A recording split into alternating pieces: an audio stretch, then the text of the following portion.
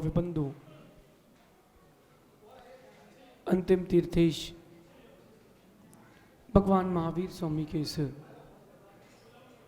पावन और पुनीत शासन में हम सभी विराजते हैं। तीर्थंकर जिनेन्द्र की पीयूष देशनाई मनुष्यों, हम सभी जीवों के कल्याण का साधन है। जीव समय पर सही ज्ञान प्राप्त कर ले तो उसका जीवन सही हो जाता है। सही ज्ञान अगर असमय में प्राप्त हो तो वो जीवन के लिए सुखदायी नहीं होता। आप लोग कहते ना कहावत की अब पछताए होत क्या जब। आप लोग ज्ञानी हैं। अब पछताए होत क्या जब चिड़िया चुग गई। जीवन में जो ज्ञान सही समय पे मिल जाता है वही जीवन में कार्यकारी होता है। भूख लगी हो 10 बजे और शुभम तेरी देवी 2 बजे भोजन कराए तो क्या मतलब। जब समय पर भूख लगी तब भोजन करना चाहिए। इसका तात्पर्य है कि हर व्यक्ति को समय सूचकता का ज्ञान होना चाहिए और यही बात सुखी होने का सर्वश्रेष्ठ उपाय है। सही समय पर अब 9:15 बजे कोई आएगा तो उसको अभिषेक नहीं मिल पाएगा। अब वो देखता रहेगा लेकिन कर नहीं पाएगा क्योंकि अभी भगवान जाएंगे जहां जाने हैं। जिन जिन की भवितव्यता थी उन्होंने आनंद ले लिया। एक बात ध्यान रखना, विशेष वस्तुओं का लाभ विशेष लोगों को हो पाता है, हर किसी के लिए नहीं हो पाता। और जैसे आप महावीर जी जाते हैं, जहाजपुर जाते हैं अभिषेक के लिए, तो देखना जब आपको साल में एक बार, 10 साल में एक बार, 12 साल में एक बार अभिषेक करने मिलता है तो आनंद आता है। ये आनंद आपको फिर कब मिलेगा दोबारा पता नहीं है। जो लोग हमारे साथ रहते हैं वो तो लूटते रहते हैं। सुखी होने का सर्वश्रेष्ठ उपाय है समय सूचकता, समय का बोध होना, टाइमिंग। मां आप लोग भी इस बात को समझें। बच्चों को पढ़ाएं, उतना ही पढ़ाएं जितने में उनका वैवाहिक जीवन डिस्टर्ब ना हो। बहुत पढ़ाएं, ज्ञानी बनाएं, इंडिपेंडेंट बनाएं, लेकिन उनका वैवाहिक जीवन डिस्टर्ब ना हो। 22 वर्ष की उम्र में शादी कर देना चाहिए। किसी को अच्छा लगे ना लगे, लेकिन ये बात अभी नहीं समझ में आएगी, जब वो 50 साल का होगा तब समझ में आएगी। 22-23 वर्ष की उम्र में शादी कर देना चाहिए लड़कियों की, और लड़कों की भी यही उम्र श्रेष्ठ है। समय सूचकता। एक बात देखना आप, पहले के बुजुर्ग लोग थे 19-20 साल, ये तो राजस्थान है, यहाँ 10-10 साल में शादी हो जाती थी। ये तो गलत है। 20 साल में, 19 साल में शादी हो गई, 25-26 साल तक पूरे बच्चे हो गए, और 45 साल के जब माता पिता हुए तब तक उनके बच्चों ने व्यापार संभाल लिया। अब माता पिता निवृत्त, बच्चे व्यापार संभालें और जल्दी शादी करते हैं। अच्छे बच्चे होते हैं, स्वस्थ बच्चे होते हैं। ये समय सूचकता, ये केवल विवाह में नहीं लगाना, ये केवल विवाह में नहीं लगाना, आपको जीवन की प्रत्येक क्रिया में लगाना है। चाहे दुकान खोलना हो या दुकान मंगल करना हो, दोस्तों के साथ वार्तालाप करना हो या गुरु की सेवा करना हो, समय सूचकता बहुत महत्वपूर्ण गुण है सुख की प्राप्ति के लिए। आगे चलते हैं। परोपकार। सुखी बनने का सर्वश्रेष्ठ उपाय में से एक उपाय परोपकार। आपको पता नहीं चलता, लेकिन परोपकार बहुत कुछ देके जाता है, बहुत कुछ देके जाता है। जैसे कोई व्यक्ति दर्शन करने आया है, वहां अभिषेक करने जा रहा है, वो देखो एक डंडा निकला हुआ है, वो देखो बांस निकला हुआ दिख रहा ना, एक व्यक्ति ने उस बांस पे हाथ लगा लिया, कोई झुका था, अब वो उठे और बांस उसके सर पे लगे ना लगे इससे फर्क नहीं पड़ता, लेकिन उसने जो हाथ लगाया है उसने तो पुण्य कमा लिया, उसने पुण्य कमा लिया। जो उसने बांस में हाथ लगाया था उसने तो पुण्य कमा के चला गया। कोई व्यक्ति दर्शन करने आता है मेरे पास, तो कई बार ऐसा लगता है कहीं टेबल में इसका सर ना लग जाए, तो मैं टेबल में हाथ लगा देता हूँ, पीयूष उसका सर टकराए ना टकराए, हमें तो पुण्य मिल गया,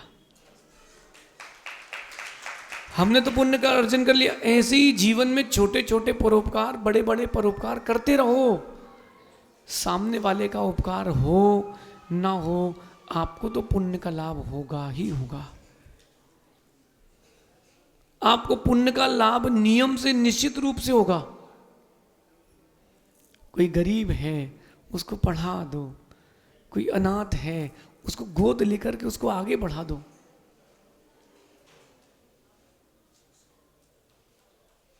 कोई अनाथ है उसको गोद लेकर के आगे बढ़ा दो।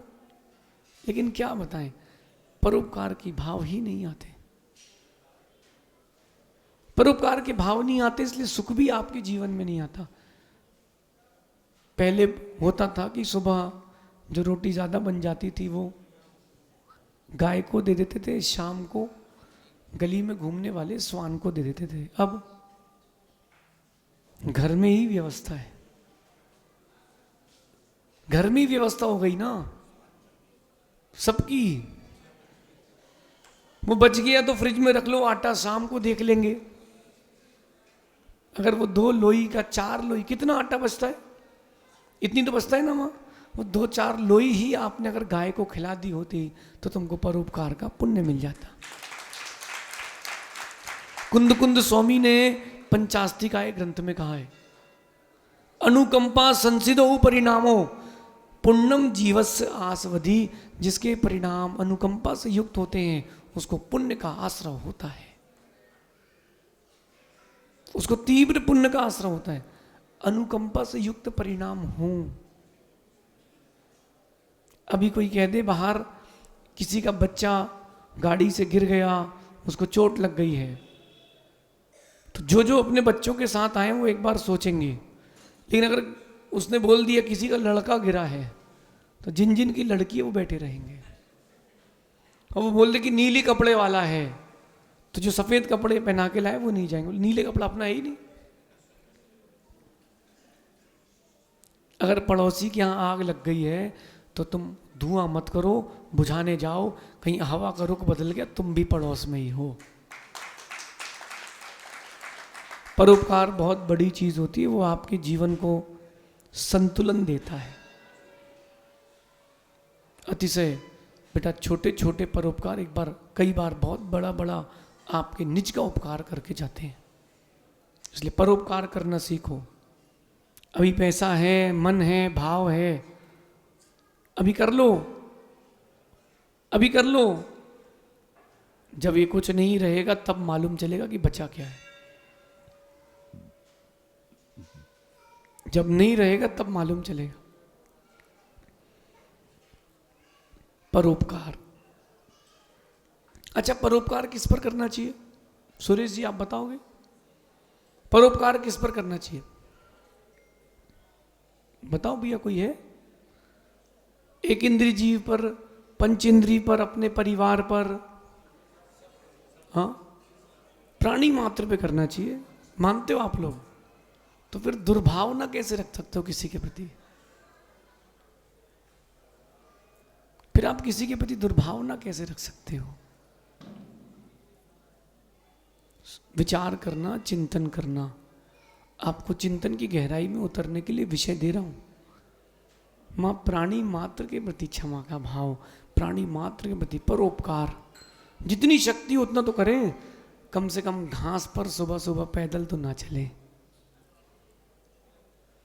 आपको दौड़ना है, वॉकिंग करना है, यहां से एक कॉलोनी के मंदिर दर्शन करने जाओ, वहां से लौट के वापस ही आ जाओ। बोले महाराज जी फ्रेश एयर नहीं मिलती, नंगे पैर घास पे चलने से आंखों की रोशनी बढ़ती है, तुम्हारी तो बढ़ गई, कितनों की चली गई। वो एक इंद्री तो ठीक, उसके आश्रित जो जीव थे, 2 इंद्री, 3 इंद्री, 4 इंद्री, 5 इंद्री तक उनका घात हो गया। परोपकार, बहुत सारे मायने हैं परोपकार के। देख करके चलना ये भी है परोपकार। भूमि में नीचे देख के चलना परोपकार। लेकिन क्या बताएं, लेकिन क्या बताएं, समय ये आ गया है कि अपन अपने अपने काम से काम रखना। महाराज जी आप ही ने बोला है सबसे पहले अपने काम से काम रखना चाहिए, इसलिए हम किसी का परोपकार करते नहीं, अपने काम से काम रखते हैं। पीयूष, हमने ऐसे भी व्रतियों को देखा है जो केवल नाम के व्रती थे, ढोंगी ढोंगी। गर्मी का बिहार, हम बच्चों ने पहली बार बिहार किया, जबलपुर की बात है।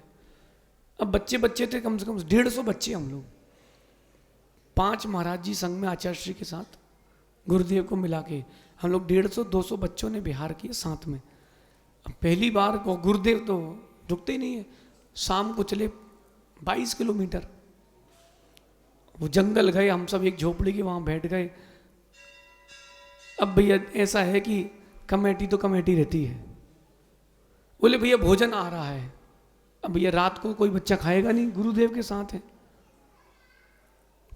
एक समझदार व्यक्ति था, वो पास के फल के ठेले से पूरे फल ले आया, सब बच्चों को उसने, किसी ने एक केला, किसी को सेव फल दे दिया, कुछ तो आधार हो जाए, जब भोजन आएगा तो आएगा। एक सज्जन बैठे थे सामने, मैंने कहा अंकल एक गिलास पानी दे दो ना, प्यास लगी है। ऐसा नहीं कि वो मैं नहीं जानते थे, पास के ही रहने वाले थे। बोले व्रती हो क्या, तुम व्रती हो क्या? मैंने कहा नहीं अंकल व्रती नहीं है। बोले तो व्रतियों के लिए है, ये कुएं का पानी है। मैंने कहा अंकल हम इंसान हैं, आप भी इंसान हो, इंसानियत के नाते एक गिलास पानी दे दो ना। बोले तुम व्रती हो क्या? मैंने कहा नहीं। ठीक है, नहीं दे पाएंगे। अरे आधा गिलास पानी वो कम पी लेते ना, क्या चला जाता। कोई प्यास से तड़प रहा है, आधे गिलास पानी देते क्या चला जाता, कोई बात नहीं। सुयस सागर जी जो हैं वो संघ में ब्रह्मचारी थे उस समय, कुएं वाले से पूछा, उन्होंने कहा पीछे कुआं है। उन्होंने 4-5 बाल्टी पानी खींचा, छाना दुपट्टे से ही अपने, सब बच्चों को पिलाया और एक बाल्टी उनको दिया। बोले आप व्रती हो, एक बाल्टी ज्यादा पीना। आप बताओ, व्रती हो और परोपकारी नहीं हो तो कैसे काम चलेगा। अपर सागर जी, उनका उस समय का परोपकार नहीं था, आज भी परोपकार नहीं है। वो दीक्षित हो चुके हैं लेकिन समाज उनके ऊपर परोपकार नहीं कर रही। क्यों नहीं कर रही? तुमने दिया नहीं सो मिलेगा नहीं, सीधी सीधी बात है। गर्मी के मौसम याद करो, जब पानी की किल्लत होती थी, टुल्लू पंप आता था, उसमें से पानी जब आ जाए, नल आ जाए और पानी ना खींच पाए वो, तो क्या करते थे? वाह, टुल्लू पंप में पानी डालते थे पाइप से, फिर वो पानी को लेके आता था। परोपकार करोगे तो पुण्य को खींच के लाएगा।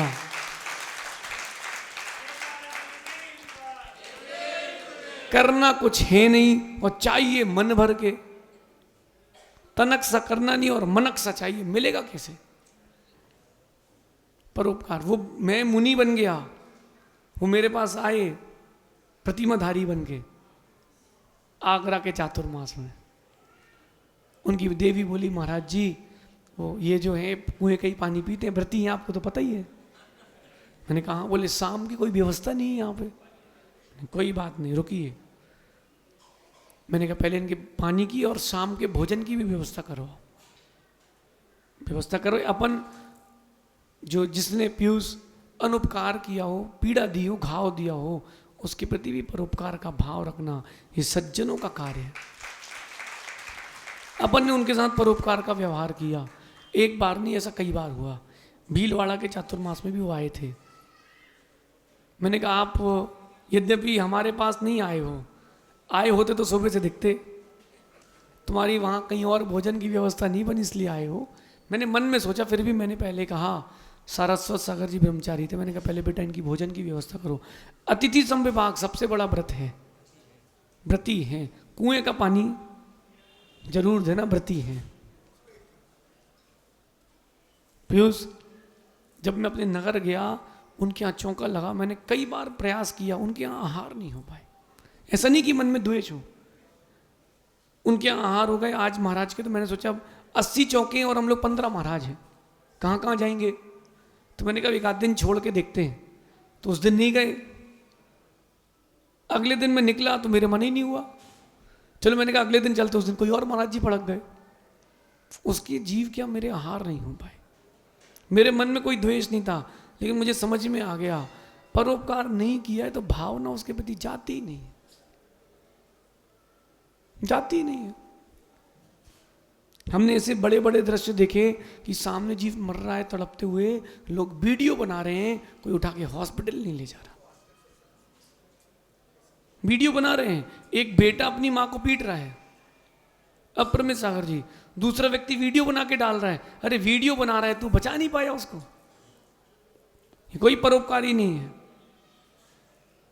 हमने एक दृश्य देखा विकास भैया, 2 बैल पतली सी गली में आपस में लड़ पड़े, बीच में एक 2 साल का बच्चा फंस गया। कम से कम 10 बार तो बैल गति से उसके ऊपर से निकले, उठा के पटका। लोग पूछ रहे किसका बच्चा है, किसका बच्चा है। भीड़ को चीरते हुए एक आदमी आया, उसने बच्चे को छाती से लगाया और हॉस्पिटल में दौड़ लगा दी। पट्टी कराई, इलाज कराया, टांके लगाए। शाम को लौट के आया, पूछता भैया किसका है।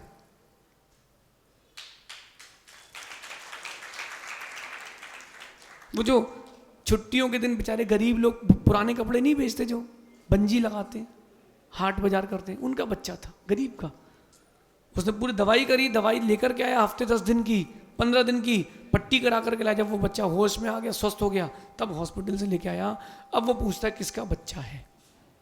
ये कहलाता है परोपकार, जिसमें अपने लिए नाम की भावना ना हो, वो है परोपकार। सुखी रहने का ये उपाय है, परोपकार। हनी, अब तुमने फोटो खींची, अब लोग मांग रहे हैं, देते हैं, देखते हैं, बताते हैं।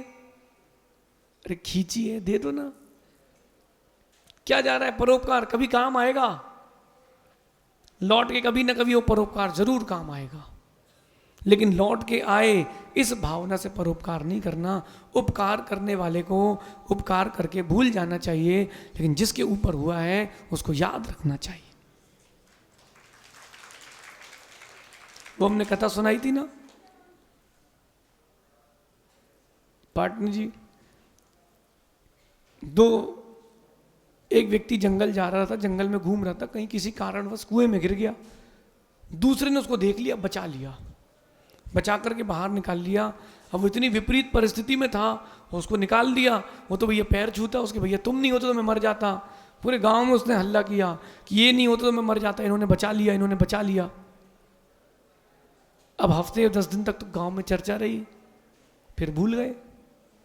अब वो आदमी जिसने बचाया था वो मिला, तो धीरे से वो व्यक्ति कहता भैया पहचाने क्या। हाँ भैया आपने हमारा जीवन बचाया था। पहचाने क्या, बोले हाँ आपने तो मुझे कुएं से बचाया, पहचाने। अब बात को 6 महीने हो गए, अब बात आई गई हो गई, लोग भूल गए। सुनो ध्यान से, अब क्या होता है कहानी। अब वो पूछता है भैया और पहचाने, बोले हाँ भैया तुमने बचाया था, वही हो। 1 साल हो गया। वो कहता भैया एक काम करो, 1 साल बाद भैया वो कुआं पता है पहचानते हो कहाँ, बोले धक्का मार दो, बोले उसमें। बोले रोज रोज कौन सुनेगा यार, बोले धक्का मार दो हम देख लेंगे, मर जाए वो अच्छा है। उपकार करने वाले को उपकार करके भूल जाना चाहिए, लेकिन जिसके ऊपर उपकार हुआ है उसको कभी नहीं भूलना चाहिए कि मेरे ऊपर उपकार हुआ है। नहीं कृतम उपकारा साधवो विस्मरन्ति, किए हुए उपकार को साधु पुरुष कभी नहीं भूलते। परोपकार सुखी रहने का उपाय क्या होता है, परोपकार। और अंतिम और मुख्य बात, परिश्रम के पश्चात जो लाभ हो उसमें संतुष्ट रहें, सुखी रहने का अंतिम उपाय। जब आपने परिश्रम किया, एग्ज़ाम दिया, दुकान खोली, व्यापार किया, माँ गृहस्थी में आपने भोजन बनाया, ध्यान से सुनना, एग्ज़ाम दिया, रिजल्ट आया, परिश्रम तो किया आपने, अब जो लाभ हुआ उसमें सेटिस्फाइड रहो।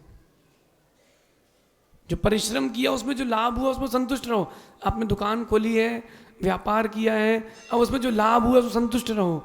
हमने तो आज ही राजमा बेचे हैं और आज ही रेट बढ़ने थे। कहाँ है भैया कोटा ज्वेलर्स वाले? सुनो, इनने भैया पदम जी ने माना कि आज ही सोना बेचा और कल 90,000 हो जाए। अरे यार, बोले अब एक दिन बाद बेच देते यार। जो अपन ने परिश्रम कर लिया है, उस परिश्रम में जो लाभ हुआ है उसमें सेटिस्फाइड रहो, उसमें संतुष्ट रहो, परिश्रम में सेटिस्फाइड रहो। ये सुखी रहने का उपाय है। कठिन है। माँ आपने भोजन बनाया, आपने बच्चों से कहा खा लो, उन्होंने कहा नहीं खाना, ठीक है मत खाओ, गाय को खिला दो। अब वो बोले भूख लगी, अब कल मिलेगा। हाँ बिल्कुल, घबराओ नहीं, थोड़ा सा टाइट रहना पड़ेगा, नहीं तो ये चटोरे हो गए इतने, इनको बस अच्छे स्वाद की चीजें चाहिए, अच्छे अच्छे स्वाद की चीजें चाहिए। पीयूष भाई सुन रहे? नहीं बज, सुनो, परिश्रम करो, जो लाभ हो उसमें संतुष्ट हो, लाभ में लोभ मत करना। जब लाभ हो जाए तो लोभ मत करना, संतुष्ट रहना, सुखी रहने का उपाय है। सुखी रहने का उपाय है। कई लोग तो ऐसे होते हैं कि लाभ हुआ नहीं, सेक चिल्ली। सुनो अपर में सागर जी, लाभ हुआ नहीं, वो ये सपने में वो अरबपति हो गए। अभी कोई शेयर मार्केटिंग करते ना आजकल, महीनों भर सालों तक कमाते हैं और एक बार में सब कुछ लेके जाता है, सब गड्ढे में जाएंगे। कोई अपने पास का देगा क्या? ये व्यापारी लोग कर क्या रहे हैं? तुमसे ही ले रहे हैं और तुमको ही दे रहे हैं। साल भर तुमसे कमाते हैं और एक बार में तुमको चुकाते हैं, बस बराबर कर लेते हैं। अब सुनना ध्यान से, सेक चिल्ली टाइप के लोग 2,000 रुपये किसी शेयर में कमा लिए, अब सपना देखता हम तो BMW लेंगे, अब BMW लेंगे। और यहाँ का सबसे महंगा इलाका कौन सा है? सबसे बड़ा पॉश एरिया कौन सा है कोटा का? है? अरे इंदिरा विहार, इंदिरा विहार में 1 लाख स्क्वायर फीट का बंगला बनाएंगे। वाह साहब, क्या बात है, क्या बात है, बहुत अच्छी बात है। 2,000 कमाए नहीं और 20,000 रुपये स्क्वायर फीट की जगह चाहिए।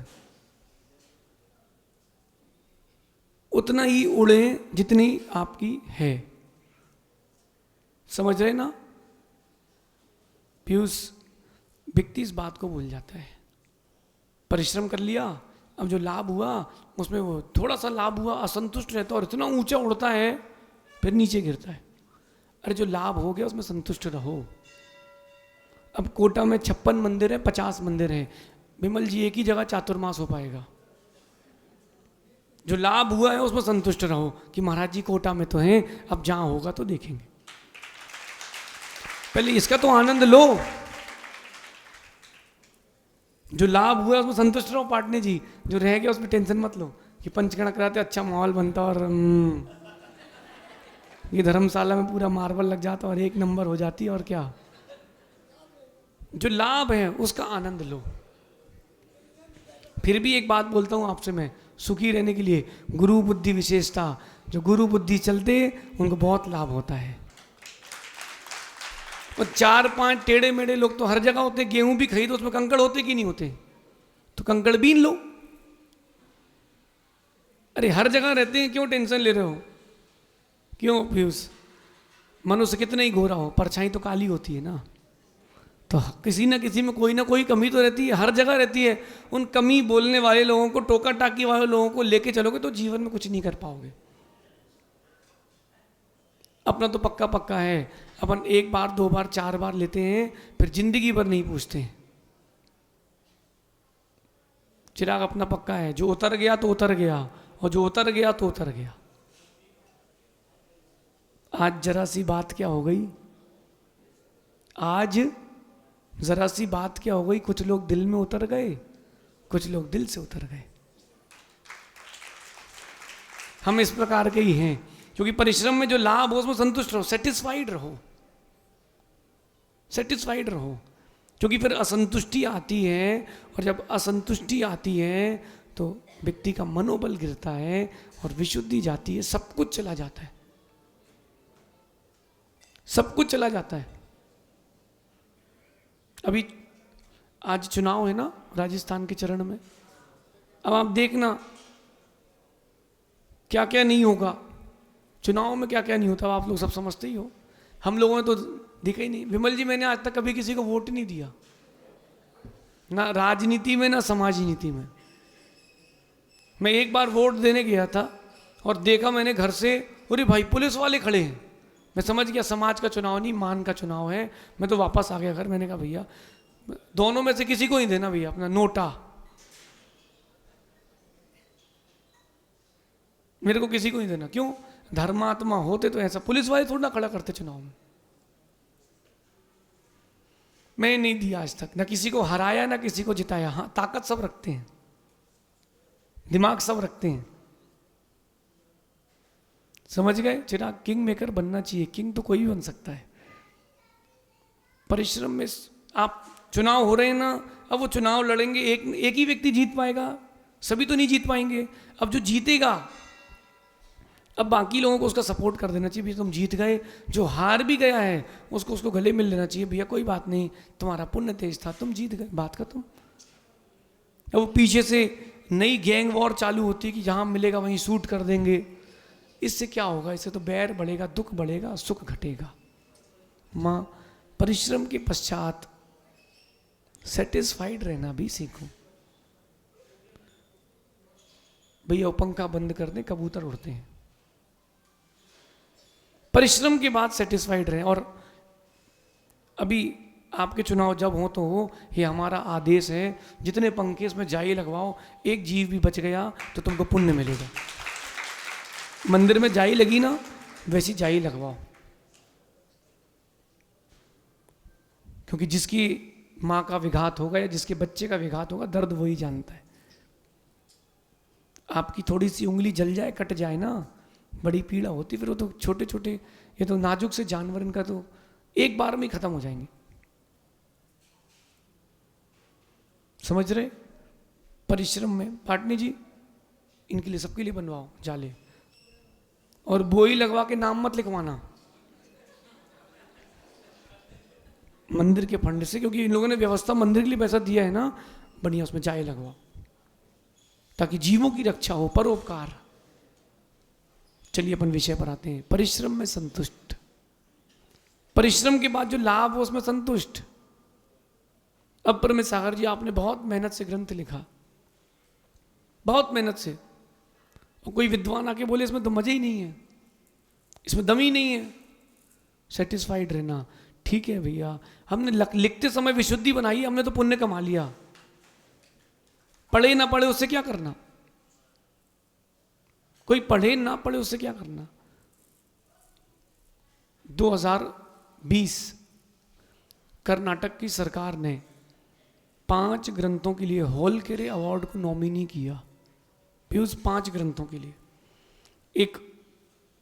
3 ग्रंथ हिंदू दर्शन के थे, 1 ग्रंथ गुरुदेव का था, प्रेक्षा देशना कन्नड़ में, वार्षाणुपेक्षा, और 1 हमारा झाड़ा जैन पाहुड़। 5 ग्रंथों का नॉमिनी हुआ। अब लोगों ने बोला कि महाराज जी इसमें वोटिंग होती है, वो लोग चूज करते हैं, अपन हेगड़े जी से बोल दें क्या? मैंने कहा नहीं, परिश्रम कर लिया है, अब संतुष्ट रहो, जो सर्वश्रेष्ठ लगेगा, जिसकी भवितव्यता होगी उसको मिलेगा। हमारे ग्रंथ को मिला था। मैं धीरज रखा रहा। क्यों? अवार्ड से कुछ नहीं होता, जो बात उसमें लिखी है लोगों के जीवन में उतरना चाहिए।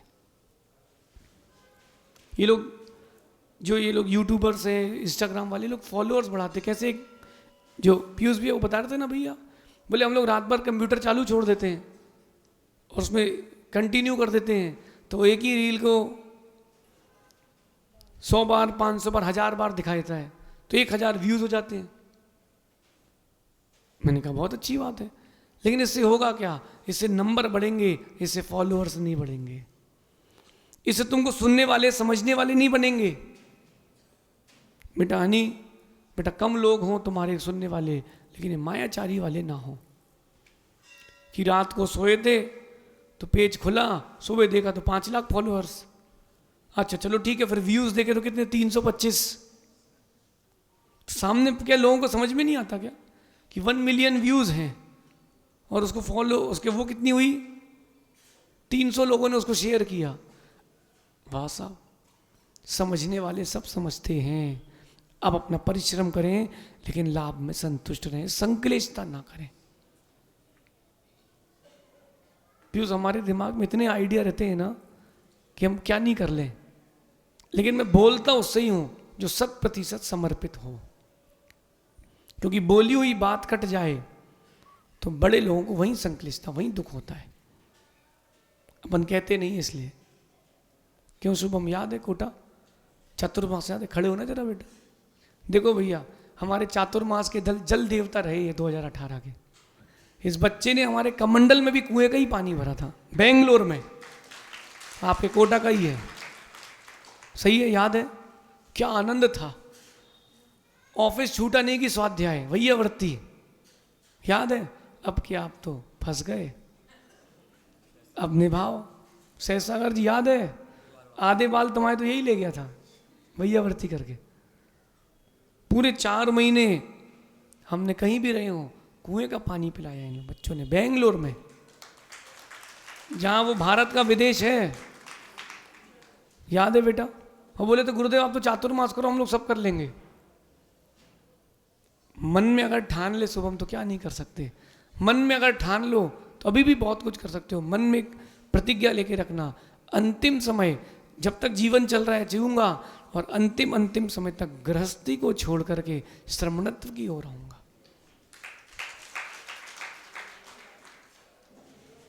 परिश्रम में संतुष्ट। लेकिन क्या होता है कि वो दूसरे को ज्यादा लाभ हो जाता है तो अंदर संक्लेशता हो जाती है कि अगर आपने एग्जाम दिया और साथ वाले ने भी एग्जाम दिया, उसके 1 नंबर ज्यादा आ जाए रूममेट के, 1 नंबर बस, ऐसा लगता है तो इसके घट जाए या मेरे बढ़ जाए, बराबर हो जाए। नहीं, ये सोचें कि उसका भाग्य ज्यादा था, उसका परिश्रम ज्यादा था। इसलिए परिश्रम के बाद जो लाभ हो उसमें संतुष्ट। शादी कर ली, परिश्रम कर लिया, अब लाभ हो गया, अब संतुष्ट रहो। अपनी वाली को देखना, दूसरी वाली को मत देखना। ये ब्रह्मचर्य अनुव्रत है। आपने परिश्रम किया, अब जैसे देवता फंसे तो झेलो, जैसी देवी फंसी तो झेलो। कल कौन कह रहा था शाम को कि शादी जब तक अच्छी, अगर शादी हो गई किसी की तो बिंदास, कुंवारे में बिंदास, जिसकी शादी नहीं हुई वो बिंदास, शादी हो गई तो उदास, और शादी नहीं हुई तो देवदास। भैया जो लाभ हो चुका उसमें सेटिस्फाइड रहो।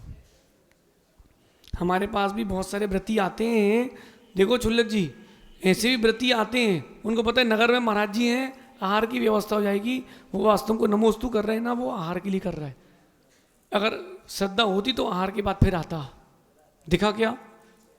बस वो भोजन करने आया था बस। तो विकल्प ना करें, दुखी ना हो कि बताओ लोग ऐसे, नहीं। मां, संबंध पर्याय का है, संबंध जीव का नहीं है।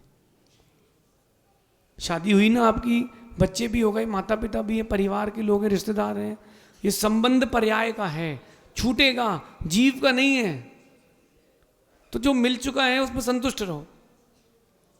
कहीं ऐसा ना हो जाए छांटने के चक्कर में सब चला जाए। 2 साढ़े तो चतुर लोमड़ी के चक्कर में कौए का फायदा हो जाता है। एक मांस का टुकड़ा पड़ा था, 2 लोमड़ी लड़ रही थी कि मैं खाऊंगी मैं खाऊंगी, कौआ उठा के ले गया। जो कोई कौआ ना ले जाए उठा के। संतुष्ट होना सीखें। रोहित शादी हो गई ना, अपनी पत्नी में संतुष्ट रहना। मैं बहुत आपको बड़ी बात कह रहा हूं, ये आचरण की बात जैन समाज में भी आना चाहिए। बेंगलोर, पुणे, बंबई, ऐसी बड़ी बड़ी जगहों में ऐसे गंदे काम हो रहे हैं कि आप सोच नहीं सकते। होटल में मिले 5 दोस्त पत्नियों के साथ, पर्ची डाली, जिसके हाथ में जिसकी पर्ची वो उसकी पत्नी उस रात के लिए। ये कुकर्म नहीं भैया। जो प्राप्त है उसमें संतुष्ट रहें। आपकी पत्नी बाकी माँ और बहन के समान। जिन जिन की शादी हुई है उनके संस्कार हुए कि नहीं? पाटनी जी आपकी देवी है, दादी हैं, बीवी हैं, 63 साल शादी को हो गए भी उस इनके। जिन आपकी शादी के बाद संस्कार हुए थे कि नहीं? सप्तपरम स्थान के नहीं हुए।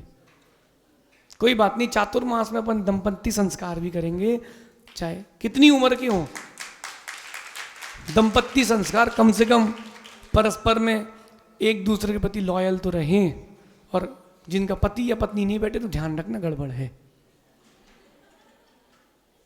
और नियम लेके तोड़ना नहीं। बोले अपने तो ले लिए भैया, 1-2 दिन के लिए लिए, 1 महीने के लिए लिए, मायाचारी करके तुमने नियम लिया, तुमको पाप लगेगा, तुम्हारी दुर्गति होगी। अपनी पत्नी पर संतुष्ट रहें, अपने पति पर संतुष्ट रहें। आपके पास जो जो वस्तुएं प्राप्त हो चुकी उसमें सेटिस्फाइड रहें। अपर में सागर जी, सहज सागर जी, छुल्लक जी, अपना परिवार आनंद में है, अपन 4 में संतुष्ट हैं। जो परिश्रम किया, जो प्राप्त हो, संतुष्ट है। अब और परिश्रम करेंगे, उसमें जो लाभ होगा संतुष्ट है, नहीं होगा तो नहीं होगा। क्या दिक्कत है? आप लोग कुएं से पानी खींचते ना, जो नया नया कोई कुएं से पानी खींचे तो बिना बाल्टी हिलाए ऐसे भर लेता है, आधी आती है, वो गुस्से में वापस छोड़ देते हो, अरे पागल है, आधा बाल्टी तो मिल गया, कम से कम वो तो ले आ। आधा बाल्टी तो है वो तो रख, फिर 1 बाल्टी और खींच लेना। समझ गए? चिराग, परिश्रम करो, निर्णय लो, लेकिन जो लाभ हो उसमें संतुष्ट रहना, क्योंकि पर्याय का संबंध है, जीव का संबंध नहीं है। 10 साल, 20 साल, 30 साल, 70 साल के आसपास की उम्र है, 60-70 साल की। शादी करने के बाद भी कितने साल, 50 साल हो तो पाटनी जी पुण्यात्मा है, 63 साल खिंच गई है। तो परमवीर चक्र किसको मिलेगा, आपको कि दादी को? झेला किसने? दादी ने। सभी लोग कह रहे हैं एक तरफा है, यहीं पे क्या है?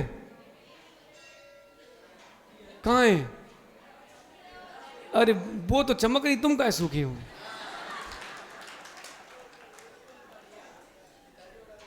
हाँ, सुनो सुनो, परिश्रम के बाद पहले के लोग थे, माता पिता ने बोल दिया जी फाइनल, अब छांट रहे हैं, छांट ही रहे हैं। ये भारत है, यहाँ एक सब्जी वाली बैठती 20 किलो टमाटर लेके, हर कोई छांट के लेता है, शाम को पूरे बिकते हैं। तो शुरू में ही छांट लो तो ज्यादा अच्छा है। शुभम बेटा, परिश्रम के बाद प्राप्त लाभ में